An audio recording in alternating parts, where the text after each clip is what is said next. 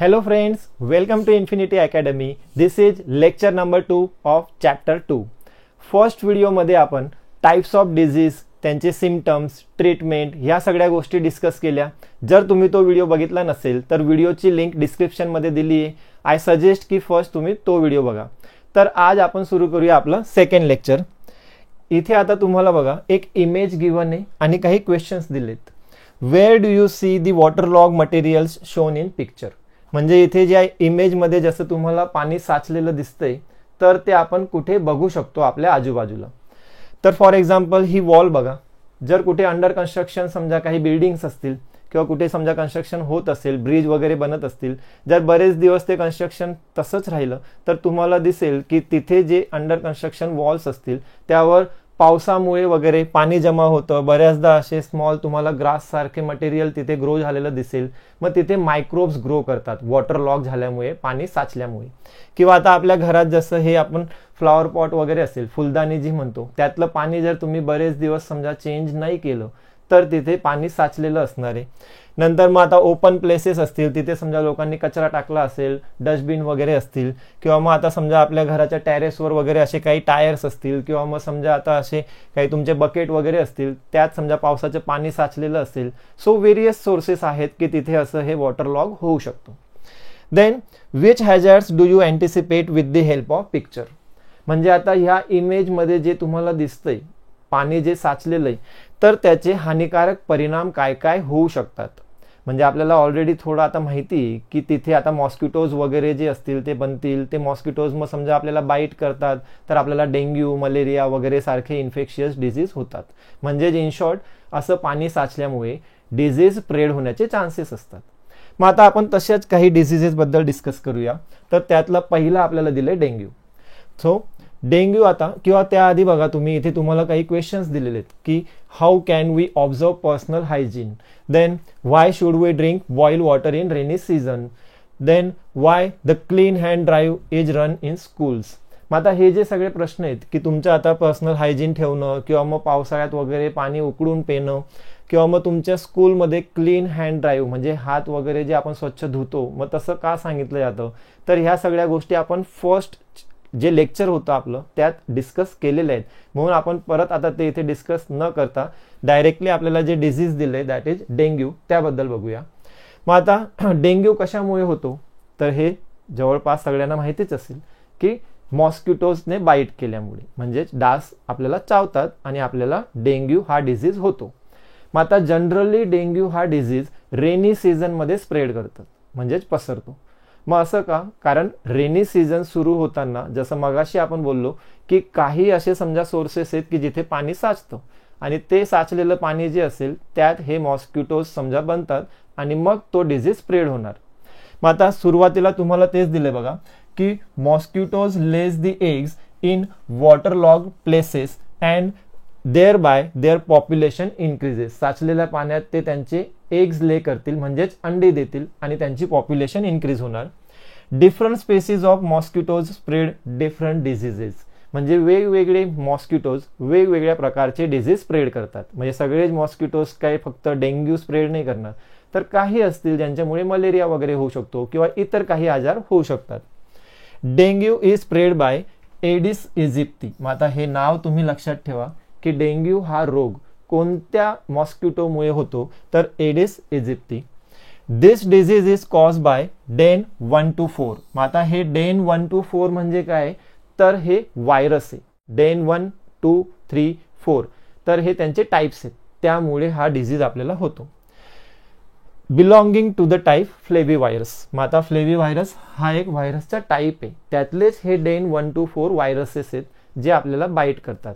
मग आता ॲक्च्युली काय होतं बघा की जेव्हा मॉस्किटोज आपल्याला बाईट करतात, म्हणजे समजा की आता आपले हे हँड्स आहेत. मग आता आपल्या हँड्सवर जेव्हा मॉस्किटो बाईट करतील तर आता सपोज हा मॉस्किटो असेल. मग आता मॉस्किटोजचे पुढे जे आता निडल सारखं स्ट्रक्चर आहे की ज्याच्याने ते आपल्याला बाईट करतात, म्हणजे जसे आपले टीथ आहेत, दात आहेत, मग तसे मॉस्किटोजकडे जे प्रोबिस्कस निडल सारखं असेल तर ते आपल्या बॉडीमध्ये इंजेक्ट करतात. इन शॉर्ट जसं डॉक्टर आपल्याला इंजेक्शन देतात. मग आता जेव्हा समजा ते इंजेक्ट करतील तर ते आपल्या बॉडीमध्ये जे त्यांचा हा पार्ट असेल निडल सारखा तो आपल्या हँडमध्येच म्हणजे स्किनच्या मध्ये ते इंजेक्ट करतील आणि त्यातनं ते व्हायरस आपल्या बॉडीमध्ये रिलीज करणार. ठीक आहे, म्हणजे मॉस्किटोज चावल्यामुळे नेमका आपल्याला डिझीज कसा होतो, तर ते जे मॉस्किटोज आहेत त्यांच्यामध्ये ते व्हायरस असतं आणि जेव्हा ते आपल्याला इंजेक्ट करतील तर ॲक्च्युली ते व्हायरस आपल्या बॉडीमध्ये एंटर करतात. ओके, मग आता इथे ह्या डिझीजचे सिम्पटम्स काय असणार, तर त्यातला पहिलं दिलं आपल्याला acute fever and headache, vomiting. Acute fever म्हणजेच काय, तर तीव्र ताप, म्हणजे ज्या व्यक्तीला डेंग्यू झाला असेल त्याला खूप ताप येईल. वॉमिटिंग होणं अँड हेडॅक म्हणजे डोकेदुखी. Second, pain in I socket is very prominent symptom. मग आता हे लक्षात ठेवा, I socket. Okay, prominent symptom म्हटलंय म्हणजे हे डेंग्यू झालेल्या व्यक्तीला जर ओळखायचं असेल, कारण वॉमिटिंग हेडेक वगैरे तर दुसऱ्या डिझिजेसमध्ये सुद्धा होतो, मग डेंग्यूच आहे हे कशावरून कळेल, तर त्याचं प्रॉमिनंट सिम्पटम आहे पेन इन आय सॉकेट. म्हणजे आता आपले हे जे आईज आहेत त्यांच्या खाली इथे हा जो भाग आहे पूर्ण, तर त्याला म्हणणार आय सॉकेट, तिथे पेन होणं म्हणजे ते दुखणं, तर हे prominent symptom. And third is decrease in platelet count that may lead to internal haemorrhage. आता प्लेटलेट काउंट तुम्हाला आता हे आधी झालं असेल किंवा आता परत आपल्याला पुढच्या चॅप्टर्समध्ये येणार की आपल्या बॉडीमध्ये जसे रेड ब्लड सेल्स असतात, व्हाईट ब्लड सेल्स असतात, मग तसे ब्लडमध्ये प्लेटलेट्स सुद्धा असतात. आता हे प्लेटलेट्स जे आहेत ते मिनिमम हेल्दी पर्सनच्या बॉडीमध्ये नियर अबाउट कमीत कमी 1.5 लाख किंवा त्यापेक्षा जास्त असायला पाहिजे. पण जेव्हा डेंग्यू सारखा डिझीज होतो तर हा प्लेटलेट्सचा काउंट आपल्या बॉडीमध्ये कमी होतो. जर तुमच्या घरात किंवा आजूबाजूला कोणाला डेंग्यू झाला असेल तर बऱ्याचदा त्यांना हॉस्पिटलमध्ये ॲडमिट करावं लागतं. तर तुम्ही त्यांना विचारा तर तुम्हाला समजेल की डेली त्यांचे जे ब्लड रिपोर्ट्स केले जातात तर त्यात एक गोष्ट लक्षपूर्वक बघितली जाते, दॅट इज प्लेटलेट्स काउंट. म्हणजे त्यांचा प्लेटलेट काउंट आत्ता किती आहे, जोपर्यंत तो प्लेटलेट काउंट 1-1.5 लाखापेक्षा जास्त होत नाही तोपर्यंत त्या व्यक्तीला तिथे ॲडमिट ठेवलं जातं. एकदा तो प्लेटलेट काउंट व्यवस्थित झाला म्हणजे मग आपण म्हणतो की तो व्यक्ती आता रिकवर करतोय, डेंग्यू त्याचा बरा झालेला आहे. ओके, म्हणजे मग हे प्लेटलेट्स काउंट कमी होणं किंवा पेन इन आय सॉकेट हे प्रॉमिनंट सिम्पटम्स आहेत डेंग्यूचे.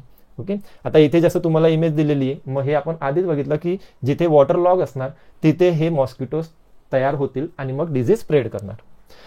सो आता इथे पण तुम्हाला आता बघा काही इमेजेस गिवन आहेत. माझा म्हटलंय की observe the picture shown in following and write description in the boxes. म्हणजे आता इथे तुम्हाला जसं आता आपण डेंग्यू म्हटलं, मग ते जिथे पाणी असेल साचलेलं तिथेच ते मॉस्किटोज बनतात. मग आता पाणी साचू नये किंवा मग तिथे मॉस्किटोज तयार होऊ नये म्हणून आपण काय करायला हवं, तर इथे बघा जसं तुम्हाला इथे दिसेल ह्या इमेजेसमध्ये की आता जिथे आपण पाणी स्टोअर करतो, वॉटर स्टोअर करतो, तर त्या वस्तू तुम्ही प्रॉपरली अशा पूर्ण झाकून ठेवायला पाहिजे, जेणेकरून तिथे मॉस्किटोज वगैरे तयार नाही होणार किंवा तिथून बाहेर नाही येणार. रेग्युलरली तुम्ही त्यांना क्लीन केलं पाहिजे. जसं आता इथे तुम्हाला कूलरची इमेज दिलेली. मग आता हे कूलरमध्ये बऱ्याचदा आपण आता माहिती आहे की समर सीझन संपल्यानंतर बरोबर रेनी सीझन स्टार्ट होतो. मग आपण समर सीझनमध्ये उन्हाळ्यात कूलर यूज करतो. मग बऱ्याचदा होतं की जेव्हा पावसाळा सुरू होईल तर आपण त्या कूलरमधून जे पाणी तिथे साचलेलं असेल ते काढायचं विसरतो. मग जर समजा ते पाणी तसंच राहिलं तर मग तिथे पाणी साचेल किंवा मग पावसाचं पाणी तिथे जमा होईल आणि मग ते मॉस्किटोज तयार होणार. म्हणून तुम्ही लक्षपूर्वक ते कूलरमध्ये जे वॉटर असेल ते तुम्ही बाहेर काढायला हवं. नंतर इथे तुम्हाला आता हे प्रिव्हेन्शनसाठी दिलंय की जसं आता ह्या इमेजमध्ये बघा एक लहान बाळ दिलंय आणि मग इथे म्हणजे याच्यावरनं काय कळतंय आपल्याला, तर तुम्ही त्यांचे क्लोथ्स ऑब्झर्व करा की आता इथे जे क्लोथ यूज केलेले आहेत तर ते पूर्ण फुल स्लीव्ज आहेत. म्हणजे आता जनरली जसं मी आता हे टी शर्ट घातलंय तर आपली ही जी बॉडी पार्ट आहे तर हे ओपन आहे, किंवा मग तुम्ही समजा आता 3/4 पॅन्ट वगैरे असेल किंवा मग शॉर्ट पॅन्ट असतील तसे कपडे घालतायत समजा, तर मग आपले जे नीज पासून म्हणजे गुडघ्यांपासून खालचे पाय असतील, एल्बोज पासून हे समजा आपले हँड्स असतील तर हे ओपन असतात. म्हणजे मॉस्किटोज इझिली आपल्याला त्या पार्टवर बाईट करू शकतात. म्हणून मग तुम्ही जर फुल स्लीव्ज, फुल पॅन्ट असे कपडे घातले तर त्यामुळे मॉस्किटोजला आपल्याला बाईट करायला जास्त आपला जो बॉडी पार्ट असेल तो ओपन नसतो. म्हणजे मग हे एक प्रिव्हेन्शनसाठीचं तुम्हाला दिलेलं आहे. नंतर आता फिश टँक वगैरे असेल समजा घरात तर फिश टँकचं पण वॉटर तुम्ही टाइम टू टाइम रिप्लेस करायला हवं. नंतर मग आता इथे जसं इमेजमध्ये दिसतंय की बऱ्याचदा आता आपले जे कॉर्पोरेशन्स वगैरे, म्युन्सिपाल्टी, ग्रामपंचायत वगैरे असणार तर ते बरोबर रेनी सीझनमध्ये आपल्याला दिसेल की ते प्रत्येक घरात वगैरे गल्ल्यांमध्ये येतात आणि असा धूर तिथे स्प्रेड करतात. म्हणजे मग आता यात ते औषध असतं की जेणेकरून ते मॉस्किटोज वगैरे किल होतील. देन आता घरात आपण असे हे कॉईल वगैरे यूज करतो, मॉस्किटोजचे कॉईल्स, म्हणजे त्यामुळे मॉस्किटोज डेड होतील, किल होतील. म्हणजे मग आता ह्या इमेजमध्ये तुम्हाला की जे पण समजा डिझीज होतंय आता ह्या एडिस इजिप्तीमुळे, डेंग्यू वगैरे सारखे, तर त्यांच्यापासून आपण कसं प्रिव्हेंट करायला पाहिजे ते दिलंय.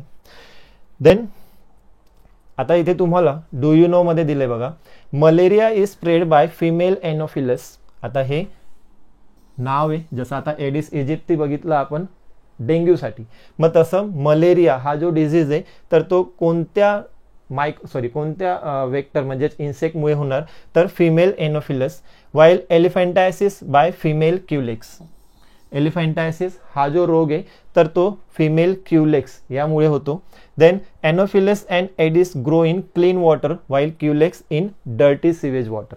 म्हणजे आता बघा, एनोफिलस म्हणजेच मलेरिया स्प्रेड करणारे, एडिस म्हणजे डेंग्यू स्प्रेड करणारे, हे जे आता मॉस्किटोज आहेत तर ते क्लीन वॉटरमध्ये म्हणजेच स्वच्छ पाण्यात ग्रो करतात. वेरॅज क्युलेक्स हे जे म्हणजे एलिफंटायसिस ज्यामुळे होतोय तर ते डर्टी सिवेज वॉटरमध्ये ग्रो करतात. ओके, म्हणजे ही एक तुम्हाला इन्फॉर्मेशन दिलेली आहे. मग आता नेक्स्ट जो आपल्याला डिझीज दिलाय दॅट इज स्वाईन फ्लू. मग आता स्वाईन फ्लू हा एक पसरणारा इन्फेक्शियस डिझीज आहे. जसं आता आपण थोडं कोरोनाबद्दल वगैरे माहिती आपल्याला, तसं काही वर्षांआधी हा जो डिझीज आहे तर तो आपल्या इथे इंडियामध्ये सुद्धा पुणे वगैरे मध्ये भरपूर पसरलेला. म्हणजे तसं तर आता ह्या डिझीजचं ओरिजिन तुम्हाला दिलेलंच आहे की मेक्सिकोमध्ये पहिल्यांदा त्याचे काही केसेस आलेले, पण मग जसं कोरोना आता पूर्ण वर्ल्ड वाईड स्प्रेड झालं तसं हे स्वाईन फ्लू सुद्धा इंडियामध्ये पुणे, मुंबई वगैरे ह्यासारख्या सिटीजमध्ये जास्त स्प्रेड झालं होतं. मग त्याचं रिझन काय ते बघून घेऊ आपण नंतर. पण मग आता पहिले आता याचे रिझन्स की स्वाईन फ्लू कशामुळे होतो. Infection for swine flu occurs through pigs and humans. म्हणजे आता हा जो डिझीज आहे तर तो पिग्समधून ह्युमन्समध्ये आला, नंतर ह्युमन्समधून परत मग तो स्प्रेड झाला. ठीक आहे, म्हणजे त्याचे जे सोर्स आहे तर तो फर्स्ट म्हणजे पिग्समधून, मग त्यांच्या थ्रू ह्युमन्समध्ये, आणि नंतर मग ह्युमन टू ह्युमन ते इन्फेक्शन वाढत गेलं. Viruses of swine flu are spread through secretion of nose, then throat and saliva. मग आता याचं इन्फेक्शन कसं पसरतंय तर secretion of nose, then throat, म्हणजे आता सर्दी खोकला वगैरे जेव्हा होतो तर मग आपल्याला कफ वगैरे होतो बऱ्याचदा, तो कफ समजा आपण थुंकतो किंवा बाहेर येतो, मग आता ते म्हणजेच सिक्रिशन. ठीक आहे, मग ते नोजचं सिक्रिशन वगैरे वेगळं झालं, थ्रोटचं सिक्रिशन वगैरे झालं, आणि सलायवा म्हणजे आपल्या माउथमध्ये जी सलायवा असेल, मग आता त्यांच्या थ्रू हे पसरू शकतं. हे जे व्हायरसेस असतील स्वाईन फ्लूचे ते स्प्रेड होऊ शकतात. सिम्पटम्स काय काय असणार की ज्या व्यक्तीला स्वाईन फ्लू झाला असेल मग कसं समजेल की त्याला स्वाईन फ्लू झाला आहे, तर त्यातलं पहिलं तुम्हाला सिम्पटम दिलंय डिफिकल्टी इन ब्रिदिंग, म्हणजे त्या व्यक्तीला श्वास घ्यायला त्रास होऊ शकतो. Sore throat and body pain. मग आता सोर थ्रोट म्हणजे काय, घशात त्रास होणं, दुखणे. ठीक आहे, अँड बॉडी पेन म्हणजे मग त्याच्या बॉडीमध्ये त्रास होणं, पेन होणं. तर आता हे झाले स्वाईन फ्लूचे रिझन्स. मग आता diagnosis of swine flu. Diagnosis म्हणजेच काय की जसं तुम्ही डॉक्टरकडे जातात, मग तुम्ही असं नाही की डॉक्टरकडे जाऊन नुसतं खुर्चीवर बसणार आणि मग आता वाट बघणार, लगेच डॉक्टर तुम्हाला इंजेक्शन देतील किंवा गोळ्या देतील. त्यांना कसं कळेल की आपल्याला काय झालंय, तर तुम्ही त्यांना सांगणार पहिले की तुम्हाला काय काय त्रास होतोय. ते सगळं तुमचं म्हणणं डॉक्टर ऐकून घेतील, मग त्यांनी ऐकल्यावर ते डायग्नोज करतील म्हणजेच काय की तुम्ही ज्या गोष्टी सांगितल्या, तुम्हाला वॉमिटिंग होत असेल, डोके दुखत असेल, ताप आला असेल, रात्री ताप येतोय, दिवसा येतोय, जे पण तुम्ही सांगतात हे सिम्पटम्स आहेत. मग त्या सिम्पटम्सला अॅनालाइज करून डॉक्टर जेव्हा तुम्हाला औषध देतात मग तोपर्यंत ते एक प्रकारचं डायग्नोसिस, म्हणजे ते समजून घेत आहेत तुम्हाला काय त्रास होतोय, कोणते असे सिम्पटम्स आहेत, म्हणजे कोणता डिझीज तुम्हाला झालेला असू शकतो, तर ते एक प्रकारे त्याला म्हटलं तर डायग्नोस करणं किंवा समजून घेणं. आणि नंतर औषध जेव्हा दिलं जातं दॅट इज ट्रीटमेंट, त्याला आपण म्हणतो ट्रीटमेंट. मग आता इथे डायग्नोसिस ऑफ स्वाईन फ्लू म्हणजे मग स्वाईन फ्लू झाला आहे की नाही हे जर चेक करायचं असेल, मग त्यासाठी for diagnosis of swine flu liquid from throat of patient is sent in laboratory. मग आता जसं आपण ब्लड सॅम्पल देतो आता, आणि मग ब्लड सॅम्पल दिल्यावर तुम्हाला रिपोर्टमध्ये समजेल की मलेरिया, डेंग्यू वगैरे जे काय डिझीज असतील, मग तसं स्वाईन फ्लूला डिटेक्ट करण्यासाठी, डायग्नोज करण्यासाठी ब्लड नाही तर थ्रोटचं, समजा आता जसं तुम्हाला मगाशी बोललो की थ्रोटचं जे समजा आपल्या घशातलं असेल किंवा मग सलायवा असेल तर त्याचा थोडा पार्ट इथे कलेक्ट केला जाईल आणि तो लॅबमध्ये पाठवला जातो. ठीक आहे, liquid from throat. Diagnostic facilities are available in national institute of virology. मग आता हे नाव लक्षात ठेवा, नॅशनल इन्स्टिट्यूट ऑफ व्हायरोलॉजी. तुम्हाला विचारतात की डायग्नोसिससाठीची जी इन्स्टिट्यूट आहे ती कुठे आहे किंवा त्याचं नाव काय आहे ते सांगा, तर हे NIV शॉर्टमध्ये म्हणतो आपण, national institute of virology at Pune. And national institute of communicable diseases Delhi, that is NICD Delhi. मग आता हे 2 इन्स्टिट्यूट्स आहेत की जिथे यांचे डायग्नोसिस केलं जातं. म्हणजे जर एखाद्या व्यक्तीला स्वाईन फ्लू असेल तर त्यांचे सॅम्पल्स ह्या इन्स्टिट्यूटमध्ये पाठवून मग तिथे डायग्नोस केलं जाणार. ओके, आता डू यू नो थोडं हिस्ट्री. जसं तुम्हाला बोललो की स्वाईन फ्लू आता पिग्समधून आलं ह्युमन्समध्ये वगैरे वगैरे. पण मग फर्स्ट केस कधी झाला, कोणत्या सिटीत समजा पहिल्यांदा हे स्वाईन फ्लूचे पेशंट मिळाले, तर first case of swine flu was reported in Mexico in 2009. म्हणजे पहिल्यांदा 2009 मध्ये मॅक्सिकोमध्ये. मग आपल्या इथे पण म्हणजे तुम्हाला जसं मी बोललो की पुणे मुंबईमध्ये आता हा डिझीज स्प्रेड जेव्हा झाला तर तेव्हाच नियर अबाउट 2010-2012 मध्ये आपल्या इकडे पण हे स्वाईन फ्लूचे पेशंट भरपूर आले. Swine flu is cause by the virus influenza A किंवा त्यालाच म्हटलं जातं H1N1. ओके, इन्फ्लुएन्झा ए किंवा H1N1. Persons who come in contact with pigs can contract this disease. म्हणजे मग आता त्या पिग्सच्या कॉन्टॅक्टमध्ये आलेले जे ह्युमन्स असतील त्यांना हा डिझीज होऊ शकतो, किंवा मग ज्या ह्युमन्सला हा डिझीज असेल त्यांच्या कॉन्टॅक्टमध्ये आल्यावर म्हणजे त्यांचेच कॉन्टॅक्ट म्हणजे लाईक जसं तुम्हाला बोललो की सलायवा वगैरे जे असणार त्यातनं पण मग हा डिझीज स्प्रेड होणार. So this is swine flu. आता नेक्स्ट आपल्याला डिझीज दिलंय एड्स. मग आता एड्स हे शॉर्ट फॉर्म आहे. एड्स याचं फुल फॉर्म आहे acquired immuno deficiency syndrome. Okay, syndrome म्हणजे काय तर एक प्रकारचा डिझीज, त्याला म्हटलं जातं सिंड्रोम. आणि ॲक्वायर्ड म्हटलंय, ॲक्वायर्ड म्हणजे काय की मिळवलेलं. हे काय अनुवांशिक नाही. हे आपण फर्स्ट लेक्चरमध्ये बघितलेलं बघा की हेरिडिटरी डिझीज डिफरंट असतात, ॲक्वायर्ड डिझीज डिफरंट असणार. मग आता हे एड्स म्हणजे हेरिडिटरी नसून कसं आहे तर ॲक्वायर्ड. इम्युनो डिफिशियन्सी म्हणजे आता या नावावरून तुम्ही समजून घ्या. इम्युनो म्हणजे काय आपली इम्युन सिस्टीम, आणि डेफिशियन्सी म्हणजे काय कमतरता किंवा कमी होणे. मग आता एड्स ज्या व्यक्तीला झालेला असेल तर त्या व्यक्तीची इम्युन सिस्टीम जी असेल त्यात डेफिशियन्सीज येणार, म्हणजे त्यांची इम्युन सिस्टीम वीक होणार. तसा हा एक डिझीज आहे दॅट इज सिंड्रोम. म्हणून त्याला नाव दिलंय acquired immuno deficiency syndrome. This disease is cause bye HIV. आता HIV हे व्हायरसचं नाव आहे. HIV शॉर्ट फॉर्म आहे, दॅट फुल फॉर्म तुम्हाला दिलंय ह्युमन इम्युनो डेफिशियन्सी व्हायरस. मग आता ह्या इम्युनो डेफिशियन्सी व्हायरस नावावरूनच मग हे डिझीजचं नाव पण आलंय बघा. In this disease victims suffer from various diseases due to progressive weakening of natural immunity. मग जसं आताच बोललो तुम्हाला की इम्युन सिस्टीम वीक होते, आणि जर इम्युन सिस्टीम वीक झाली म्हणजे मग आपल्याला व्हेरियस डिझीज होऊ शकतात. कारण मग आपल्या बॉडीमध्ये जरी समजा आता व्हायरस बॅक्टेरिया जे पण एंटर करतील, मग आपली इम्युन सिस्टीम जर वीक असेल तर मग त्याचा त्रास होणार.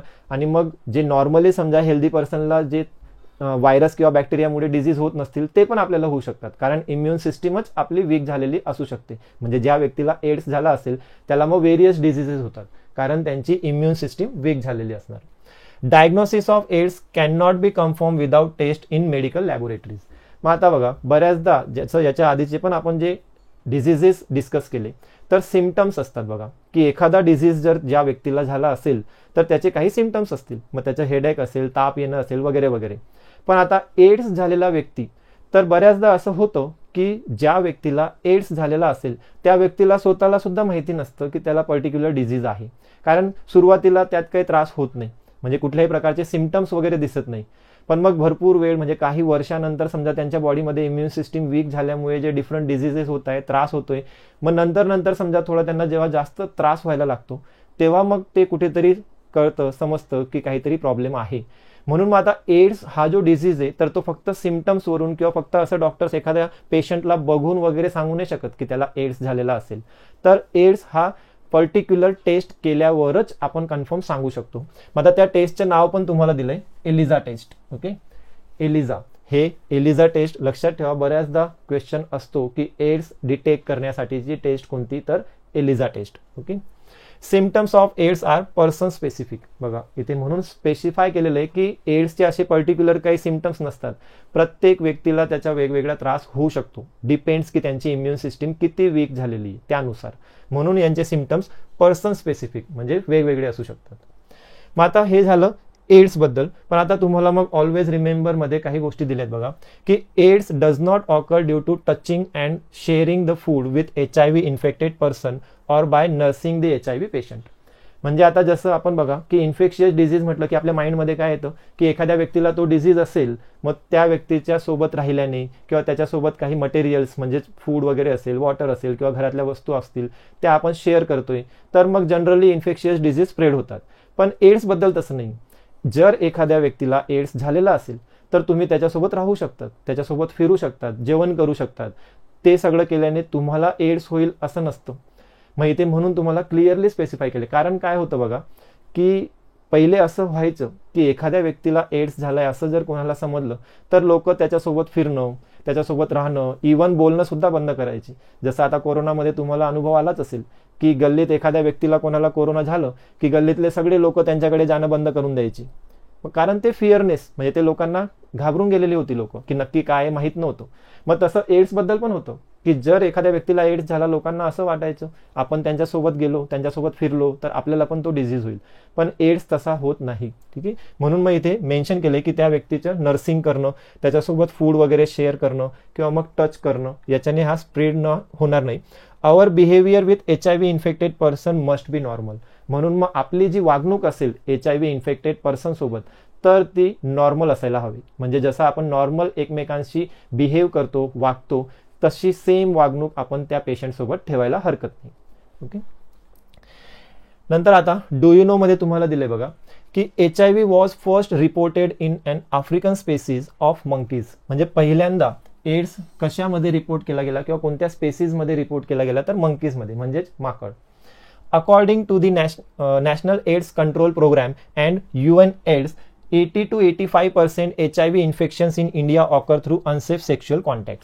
म्हणजे आता मग एड्स तुम्हाला बोललो की एड्स समजा असं लोकांसोबत राहिल्यामुळे किंवा फूड वगैरे समजा शेअर केल्यामुळे होत नाही, तर मग इंडियामध्ये जे पण HIV पेशंट्स असतील तर त्यातले 80 to 85% जे पण इन्फेक्शन्स असतील ते थ्रू अनसेफ सेक्शुअल कॉन्टॅक्ट्समुळे होतात. ओके, म्हणजे मग आता हे झालं तुमचं एड्स बद्दल. ठीक आहे, नाव नेक्स्ट आपल्याला दिलंय इन्फेक्शन्स थ्रू ॲनिमल्स. मग आता ॲनिमल्समधून ह्युमन्समध्ये कोणकोणते डिझिजेस येऊ शकतात. त्याआधी तुम्हाला काही क्वेश्चन्स दिलेत बघा. Which measures are taken at your home to control rats. म्हणजे मग घरात जे उंदीर असतील त्यांना कंट्रोल करण्यासाठी तुम्ही काय करतात. तर व्हेरियस ऑप्शन्स आहेत की घरात आता उंदरांसाठीचा पिंजरा असू शकतो किंवा मग रॅट किल्सचे जे औषधं असतात ते असतील, और आता रॅटला पेस्ट जे असतं ते रॅट पेस्ट यूज केले जातात किल करणं किंवा मग त्या पेस्टवर चिपकून त्यांना म्हणजे मग मारणं. त्यापेक्षा बेटर असेल की पिंजरा तुम्ही यूज करा, सो दॅट ते पिंजऱ्यात अडकल्यानंतर तुम्ही कुठेतरी बाहेर त्यांना नेऊन मोकळ्या मैदानात, जंगलात वगैरे सोडू शकतात. Okay, second, why is it necessary to care about health of domestic dogs, cats and birds.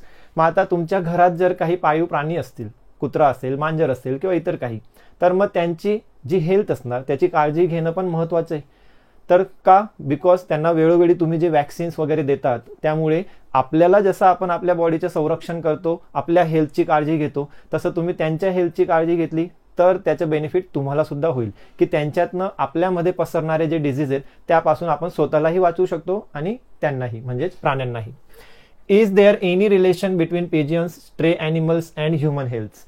म्हणजे मग आता रस्त्यावरचे भटकी कुत्रे वगैरे असतील किंवा मग पेजियन्स, कबूतर वगैरे समजा असतील तर त्यांच्या ह्युमन हेल्थवर काही इफेक्ट आहे का? तर असतो. त्यांच्यापासून सुद्धा ह्युमन्समध्ये येणारे बरेचसे डिझीज असतात. मग ते आपण नंतर येईल आपल्याला तेव्हा बघूया. What are the effects of rats, cockroaches on human health. मग आता रॅट किंवा कॉक्रोच यांचा आपल्या हेल्थवर काय परिणाम असतो. तर बरेचसे असे डिझीज आहेत लाईक प्लेग वगैरे असेल किंवा मग आता अजून काही समजा डिझीजेस आहेत की जे कॉक्रोचमुळे वगैरे होऊ शकतात. म्हणजे इन शॉर्ट ह्या सगळ्या क्वेश्चन्सवरून तुम्हाला एकच गोष्ट सांगण्याचा प्रयत्न केला जातोय की जे पण आपल्या आजूबाजूला ॲनिमल्स असतील तर त्यांच्यापासून आपल्याला काही डिझिजेस होऊ शकतात. मग आता त्यातलाच एक डिझीज आपल्याला दिलेला आहे रॅबीज. ओके, मग आता रॅबीज तुम्ही ऐकलं असेल बऱ्याचदा. आता म्हणतात की जे डॉग वगैरे असतील त्यांनी बाईट केल्यावर, कुत्रा चावल्यानंतर हा डिझीज होतो. मग फक्त डॉगच्याच बाईटने होत नाही तर कॅट वगैरे असे दुसऱ्या ॲनिमल्सने पण होऊ शकतो. इन्फेक्टेड ते ॲनिमल असतील तर. म्हणजे आता डॉग प्रत्येक वेळेस असं नाही की कोणत्याही डॉगने तुम्हाला बाईट केलं की तुम्हाला रॅबीज होणार. पर्टिक्युलरली त्या डॉगला जर रॅबीज झालेला असेल आणि तो डॉग आपल्याला बाईट करत असेल देन आपल्याला तो डिझीज होऊ शकतो. बट आपल्याला माहीत नसतं की एखाद्या डॉगला तो डिझीज आहे की नाही, म्हणून प्रिकॉशन म्हणून आपण कधीही डॉग समजा आपल्याला बाईट करत असेल तर आपण ते इंजेक्शन्स घेतो. Okay, because there are chances that त्या डॉगला रॅबीज असू शकतो, म्हणजे आपल्यालाही होऊ शकतो. This is viral disease. It occurs due to the bite of infected dogs. मग आता इथे क्लिअरली मेन्शन केले बघा, infected dogs, rabbit, monkey, cat etcetera. म्हणून फक्त डॉग पासूनच रॅबीज होईल असं नाहीये, तर यांच्यापैकी कोणीही ज्यांना रॅबीज झालेला असेल तर त्यांनी बाईट केल्यावर आपल्याला होऊ शकतो. व्हायरस एंटर्स द ब्रेन वाया न्यूरॉन्स. मग आता आपल्या ब्रेनमध्ये न्यूरॉन्स असतात, जसं तुम्ही आता सेल वगैरे बद्दल शिकलेले असणार. मग न्यूरॉन्स हे सुद्धा तसेच सेल्स आहेत, ब्रेनचे सेल्स. मग आता जर हे व्हायरस आपल्या बॉडीमध्ये एंटर करत असेल तर ते आपल्या न्यूरॉन्सला डॅमेज करतात. Hydrophobia is one of the important symptom of this disease.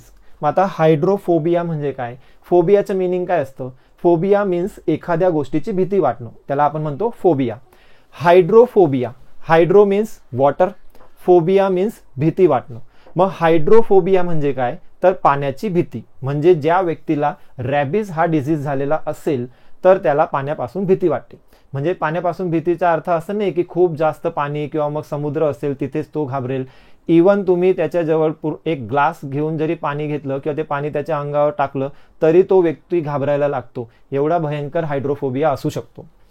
In this case the victim shows extreme fear of water. मग बघा मेन्शन केलंय एक्स्ट्रीम फिअर, की तो व्यक्ती पाण्याला खूपच घाबरतो. इवन ते आंघोळ वगैरे करायला पण घाबरायला लागतात, ते आंघोळ सुद्धा करणं टाळतात.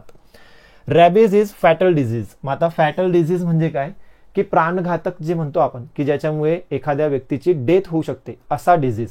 आणि रॅबीज हा त्यातलाच एक डिझीज आहे. म्हणजे एखाद्या व्यक्तीला जर रॅबीज झालं आणि त्यांनी जर प्रॉपर समजा ट्रीटमेंट नाही केली, इंजेक्शन्स वगैरे नाही घेतले तर त्या व्यक्तीचं डेथ होणं कन्फर्म आहे. म्हणून म्हटलंय की rabies is fatal disease. However, fatality can be prevented by timely vaccination before onset of symptoms. मग आता कसं असतं बघा, की एखाद्या डॉगने म्हणजे ज्याला रॅबीज झालंय त्याने आपल्याला बाईट केलं, मग आपल्याला लगेच दुसऱ्या दिवशी तसे सिम्पटम्स नाही येणार किंवा त्याचा त्रास नाही होणार.